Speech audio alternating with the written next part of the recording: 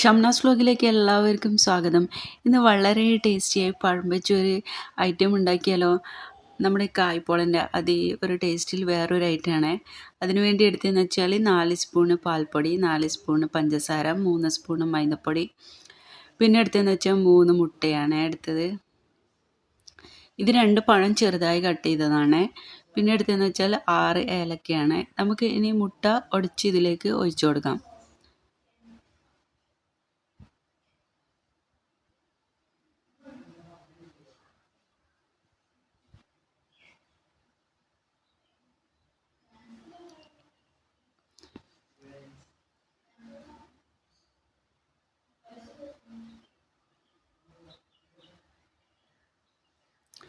ഇനി ഇതിലേക്ക് നമുക്ക് ഏലക്കപ്പൊടി ചേർത്ത് കൊടുക്കാം.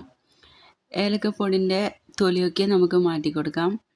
ചെറിയ കുട്ടികളൊക്കെ കഴിക്കുമ്പോൾ അത് തൊണ്ടയിലൊക്കെ ആകുന്നതുകൊണ്ട് അത് നമുക്ക് മാറ്റാം ഏലക്കൻ്റെ തൊലി.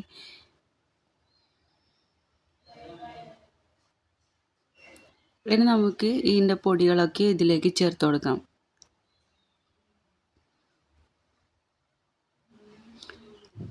ഞാൻ എടുത്തതെന്ന് വെച്ചാൽ 3 സ്പൂണ് മൈദപ്പൊടി, 4 സ്പൂണ് പാൽപ്പൊടി, 4 സ്പൂണ് പഞ്ചസാരയാണ് എടുത്തത്.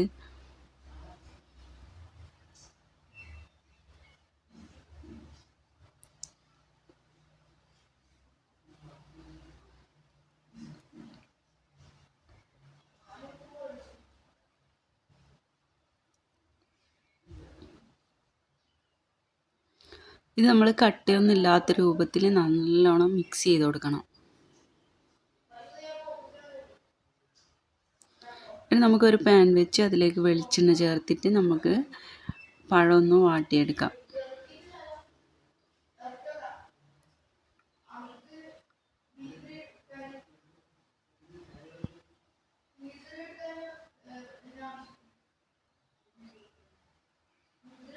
നല്ല ബ്രൗൺ കളറാകുന്നത് വരെ ഒന്ന് നമുക്ക് വഴറ്റിയെടുക്കാം.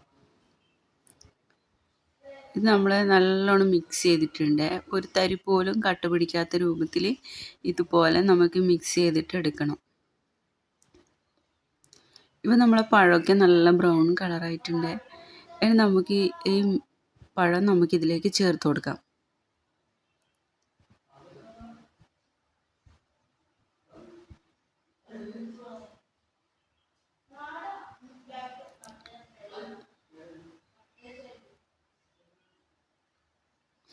ഇത് ഇങ്ങനെ ചെറുതായിട്ട് മിക്സ് ചെയ്ത് കൊടുത്താൽ മതി. കൂടുതൽ നമ്മൾ ശക്തിയിൽ മിക്സ് ചെയ്ത് കൊടുക്കുമ്പോൾ അതിൻ്റെ ചുവപ്പ് കളറൊക്കെ മിക്സായി പോവും. അപ്പോൾ ആകെ കാണാനൊരു ഭംഗി ഉണ്ടാവില്ല. അതുകൊണ്ട് ചെറുതായിട്ടൊന്ന് മിക്സ് ചെയ്ത് കൊടുത്താൽ മതി. അതുപോലെ നമ്മൾ ഇഡ്ഡലിത്തട്ടിൽ കുറച്ച് വെളിച്ചെണ്ണയോ ഓയിലോ എന്താണെന്ന് വെച്ചാൽ നമ്മൾ തേച്ച് കൊടുത്തതിന് ശേഷം നമുക്കിതിലേക്ക് ഒഴിച്ചു കൊടുക്കാം. നമുക്കിതിലാവുമ്പോൾ ഒട്ടിപ്പിടിക്കുകയൊന്നും ചെയ്യില്ല. നമ്മൾ ചെമ്പിലും അതിലൊക്കെ ആക്കുമ്പോൾ നമ്മൾ അടിയൊക്കെ കരിഞ്ഞു പോകുന്നില്ലേ.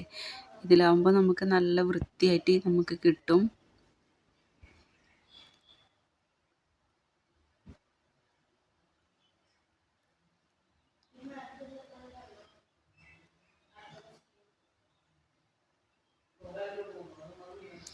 ഇനി ഇത് നമുക്ക് ഒരു 10 മിനിറ്റ് വേവിച്ചെടുക്കാം. 10-15 മിനിറ്റോ നമുക്ക് വേവിച്ചെടുക്കാം. ഇപ്പം നമ്മുടെ അടിപൊളി പഴം വെച്ചിട്ടുള്ള ഒരു ഐറ്റം നമ്മൾ റെഡി ആയിട്ടുണ്ട്. നിങ്ങൾക്ക് ഇഷ്ടപ്പെട്ടാൽ എൻ്റെ ചാനൽ സബ്സ്ക്രൈബ് ചെയ്യാനും ലൈക്ക് ചെയ്യാനും സപ്പോർട്ട് ചെയ്യാനൊന്നും മറക്കരുത്. പുതിയ വീഡിയോയിൽ വീണ്ടും കാണാം.